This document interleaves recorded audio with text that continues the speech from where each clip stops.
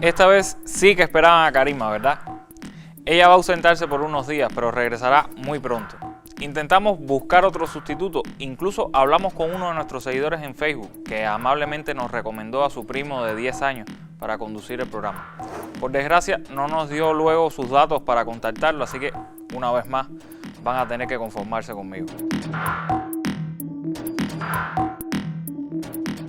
Esto es Con Filo, un espacio para mostrar con todos sus matices las noticias, los hechos, las matrices de opinión que circulan en los medios y en las redes sobre la realidad cubana. Vamos a rasgar la costura de la manipulación mediática y adentrarnos en la arista filosa de los acontecimientos.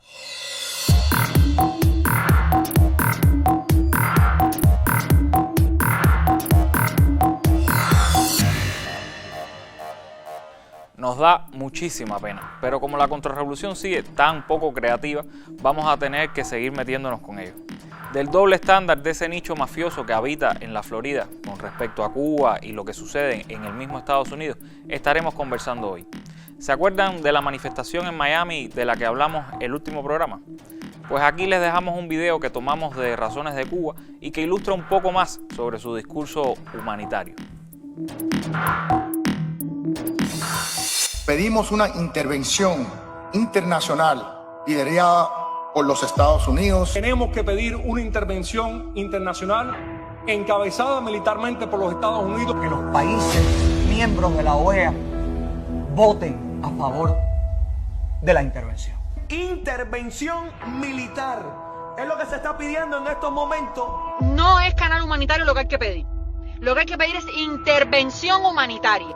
Que se despliegue ahí los ejércitos de la ONU, de la OEA, de los Estados Unidos, de Europa, de la OTAN y de todo el mundo, que desembarcar, invadir el país. Intervención humanitaria, señores. Invasión humanitaria. Invasión es lo que toca. No hay que levantar ninguna restricción, lo que hay que hacer es invadir ese maldito país.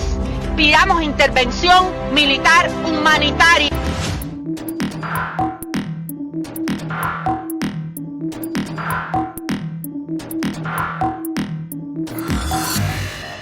Obviamente, no hay nada más humanitario que una invasión. Y con ese espíritu filantrópico intentan que el ejército estadounidense haga lo que ellos no tuvieron ni la capacidad ni el valor de hacer. Y dicen, encima, que es para resolver los problemas de los cubanos, incluido el pico pandémico que estamos enfrentando. Pero resulta que allá, en la Florida, donde se están manifestando por la crítica situación de Cuba, las cosas no están del todo bien. En casa del herrero, cuchillo de palo. Hablamos ahora de la pandemia y es que una imagen que se ha hecho viral en las redes sociales muestra hasta qué punto está colapsada la atención a los pacientes con COVID en Florida. Ahí lo ven, personas infectadas esperando tratamiento tiradas en el piso de la biblioteca principal de Jacksonville, en donde se ofrece terapia monoclonal. Es tal el flujo de infectados con COVID en los hospitales del estado que ya no hay espacio para ubicar a tanto paciente. Tenemos que pensar a dónde vamos a poner estos pacientes. Estamos abriendo oficinas, que eran oficinas, pero ahora son cuartos para los pacientes. Eso es lo que estamos haciendo todos los hospitales, pensando cómo podemos abrir camas para los pacientes. El estado de la Florida, epicentro de la pandemia en Estados Unidos, ha vuelto a romper su récord de hospitalizaciones por COVID-19 con más de 16.900 pacientes internados. La Florida se ha vuelto el epicentro de la pandemia en Estados Unidos y uno de los peores focos de la enfermedad a nivel internacional. Incluso el humorista político estadounidense Stephen Colbert lanzaba un llamado en su show, Don't Go to Florida. Pero hay que ser justos. En otras ciudades y estados de la Unión también se viven realidades terribles. Mientras el New York Times atacaba el sistema de salud cubano, que es cierto se ha visto tensado por el auge de la COVID-19 y su dichosa variable Delta, la gobernadora de Nueva York ha tenido que admitir que 12.000 muertes por esa enfermedad fueron pasadas por alto, nunca fueron contadas. Pero claro, es el sistema de salud cubano el que tiene fallas.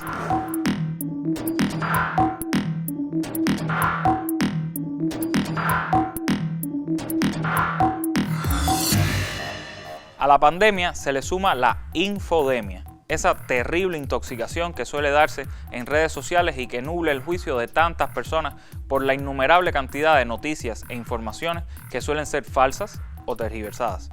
El reconocido Pew Research Center, un centro de investigación, para los que no somos muy duchos en inglés, ha publicado varios informes basados en encuestas sobre este problema. El año pasado afirmó que el 64% de los estadounidenses creían que las redes sociales tenían un efecto negativo en la realidad de su país. Este año publicó los resultados de una encuesta que indicaba que cada vez más ciudadanos estadounidenses opinaban que el gobierno debía tomar medidas para restringir la circulación de información falsa en línea. ¿Se acuerdan del Decreto Ley 35? Y por último, y en relación con el tema de la pandemia, este centro reveló el pasado 24 de agosto que 4 de cada 10 estadounidenses decían que las redes sociales eran una importante vía para informarse sobre las vacunas contra la COVID. No sorprende entonces que ante las intensas campañas antivacunación, el propio presidente de Estados Unidos, Joe Biden, haya llegado a decir que las redes sociales matan. La Casa Blanca ha criticado la permisividad de Facebook con la publicación de lo que considera información errónea sobre las vacunas. Biden hace una acusación directa a la red.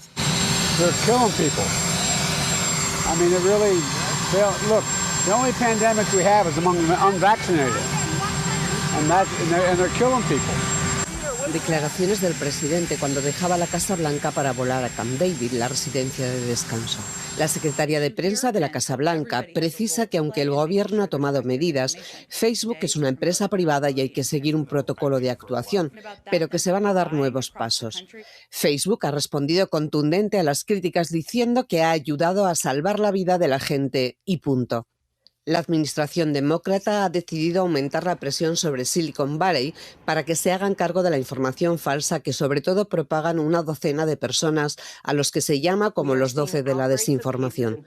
En marzo pasado ya habían reclamado tanto a Facebook como a Twitter que cerraran las páginas administradas por esa docena de personas. Entre ellas Robert Kennedy, sobrino del presidente, que tiene 300.000 seguidores. Instagram ya cerró su cuenta en febrero. Sin embargo, Kennedy todavía utiliza Facebook, donde tiene más de 300.000 seguidores. Solo un mínimo de coherencia haría falta para que todos esos políticos y activistas que desde Estados Unidos muestran tanta preocupación por Cuba se manifestaran públicamente por la tensa situación epidemiológica que vive ese querido país norteño. Claro que pedirle coherencia a esa gente es como pedirle peras al horno. Segundo refrán que digo hoy. Sobre esas asimetrías mediáticas y del por qué no se ha hecho viral en redes un SOS Florida o un SOS Miami, nos habla Cuba Información.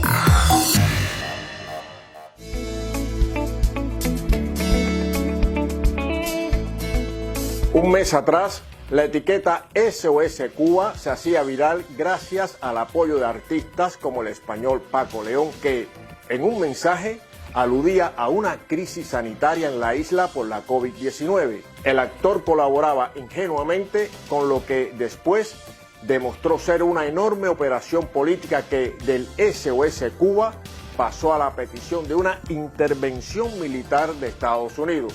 Hoy, un mes después, en el estado de la Florida, hay un repunte grave de COVID-19, con 15.000 ingresos hospitalarios cada día. En Cuba, a pesar del aumento de casos, la cifra relativa de fallecimientos es de 7,5 veces menor, por ejemplo, que en el condado de Miami-Dade o que en la Comunidad de Madrid. ¿Habrá un SOS Miami, un SOS Madrid con apoyo de artistas internacionales? Cuba sufre un grave desabastecimiento de medicamentos debido a la falta de ingresos por turismo, al bloqueo y a las nuevas sanciones de Estados Unidos. Aún así, el mismo día en que se lanzaba la campaña SOS Cuba, la Universidad Johns Hopkins publicaba una estadística reveladora acerca de la tasa de muertes por millón de habitantes. En el mundo era de 519, en Estados Unidos de 1.870 y en Cuba de 132. Hace un mes, Producto de las penurias materiales y de una enorme campaña de redes sociales se producían protestas contra el gobierno cubano. Y es lógico que fueran noticia internacional por su carácter inédito, pero con tanta intensidad. En una semana, el diario español ABC publicó sobre el asunto 220 textos digitales, a 30 por día. De su contenido y equilibrio informativo, ni hablemos. En toda la red de medios corporativos fueron cientos de noticias, reportajes, entrevistas, comentarios, editoriales y tertulias sobre Cuba. Pero en ese mismo periodo, ¿cuántos editoriales leyeron sobre las más de 200 muertes en las protestas de Sudáfrica? ¿Cuántas tertulias escucharon sobre la masacre campesina número 60 de este año en Colombia? ¿Cuántos reportajes sobre la expulsión de ese país de la alemana Rebecca Sprosser tras participar en las protestas de miles de jóvenes contra el gobierno de Iván Duque? En los sucesos de Cuba hubo una persona fallecida, una. En Estados Unidos, la policía el pasado año dio muerte a 1.021 personas. Hace 3 semanas, 22 presos morían en los motines de 2 cárceles de Ecuador. ¿Lo oyeron en algún programa de radio? En Arabia Saudí acaban de ejecutar a 2 jóvenes por participar en protestas contra el gobierno. Y en 2019, 37 personas fueron decapitadas en público. ¿Han leído en los medios peticiones de intervención o de aplicación de sanciones a este país? En mayo, 260 civiles fueron masacrados en Gaza por los bombardeos de Israel, cuyas tropas han arrestado en el primer semestre de este año a 5.400 personas palestinas, de ellas 854 menores. Pero la prensa española, la que publica 30 textos al día sobre Cuba, ni se inmuta. Ni siquiera cuando una cooperante española, Juana Ruiz, aparece ante la justicia militar israelí con grilletes en sus pies, 4 meses después de su detención.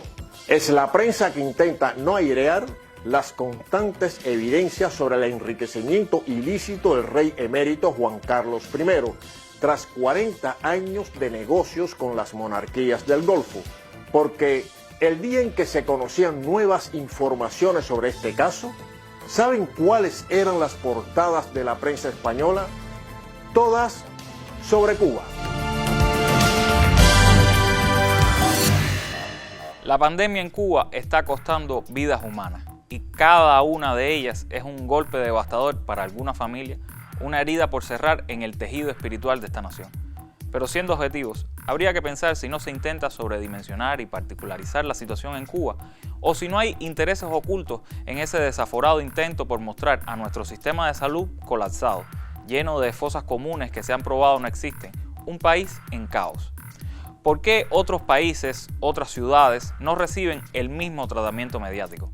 ¿Por qué los políticos de la Florida viven obsesionados con Cuba mientras sus hospitales están más allá del límite? Piensen sobre eso y síganos en nuestras redes sociales. Allí podrán interactuar con gente que nos quiere bien y gente que, bueno, no nos quiere tanto.